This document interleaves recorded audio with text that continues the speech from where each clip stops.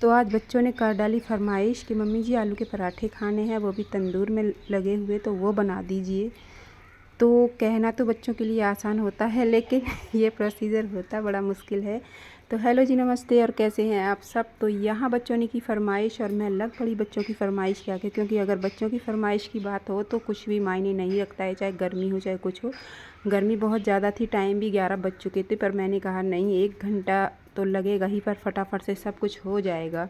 तो मैंने एक तरफ कुकर में आलू चढ़ा दिए थे और यहाँ जो तैयारी होती है स्टफ़िंग की, वो तैयारी मैं करने लगी थी। प्याज, हरी मिर्ची और वो सब मैं काट के, मैंने कहा ये थोड़ा टाइम तो जाएगा जब तक आलू भी हो जाएंगे।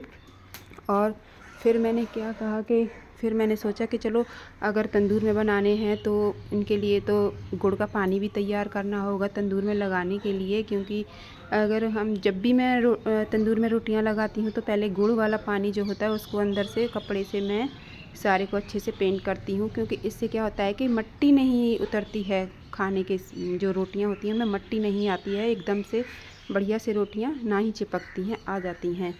तो आलू मेरे हो चुके थे, तो मैंने कहा यहाँ आलू भी ठंडे करके रख देती हूँ और फिर उनको मैश करके उनकी स्टफ़िंग भी तैयार करनी है।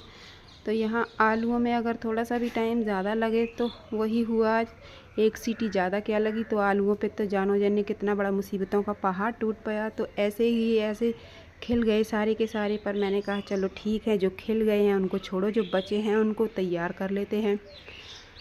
तो इसी चक्कर में थोड़ा टाइम अब देख देख के ये भी था कि चलो, अब मैंने कहा अभी यहाँ जो बर्तन है थोड़े बहुत सिंक में उनको भी धो लेती हूँ, क्योंकि जो भी काम निपट जाए, जो भी हो जाए वही ठीक है। और मैंने यहाँ ज़्यादा देर ना करते हुए बर्तनों को भी फटाफट से धो मांज लिया। धो मांज करके बर्तनों को मैं एक साइड में रखने वाली थी और यही सोच रही थी उसके बाद कि ये स्टफ़िंग तैयार करके फिर मैं तंदूर तपाऊँ या स्टफ़िंग बाद में तैयार करूँ। ये सब हाउसवाइफ के दिमाग में चलता रहता है, ऐसे काम के ही जो हैं किस्से चलते रहते हैं। तो यहाँ फटाफट से मेरे बर्तन भी हो रहे थे साफ़। बर्तन साफ़ करने के बाद तो मैंने सोचा कि पहले तंदूर को ही तपा लेते हैं, और क्योंकि उसको टाइम लगता है, आधे से पौना घंटा जाता है तपने के लिए, तो फिर मैं चली गई बर्तनों को कर करा के बाहर और यहाँ जला दी इसमें आँच। अब इसको भी हम आधे से पौना घंटा जाएगा, अच्छी तरह से ये भी तपेगा।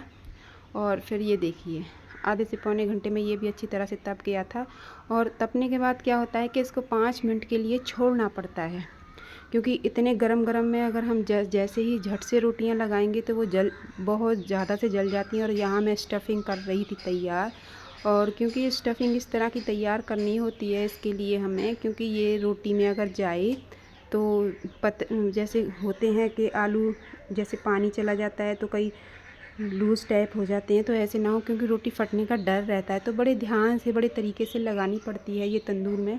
तो उस तरह की स्टफ़िंग तैयार कर रही थी मैं, तो काफ़ी अच्छे से स्टफ़िंग तैयार थी। और गर्मियों का टाइम था तो वैसे भी थोड़ा बहुत गर्मी की वजह से कुछ हो ही जाता है। तो यहाँ सब कुछ कर कर आके तो मैंने इसको ढक के धर दिया था। ढकने के बाद तो मैंने कहा यहाँ थोड़ा सा फ्लोर वगैरह भी साफ़ कर लेते हैं। फ्लोर वगैरह साफ़ करके यहाँ किचन का तो सब फाइनल था। अब हम चलते हैं बाहर, जहाँ हमारा तंदूर था रेडी और इसमें मैंने गरम गरम पराठे बनाए। तो ब्लॉग मेरा कैसा लगा कमेंट में ज़रूर बताएं।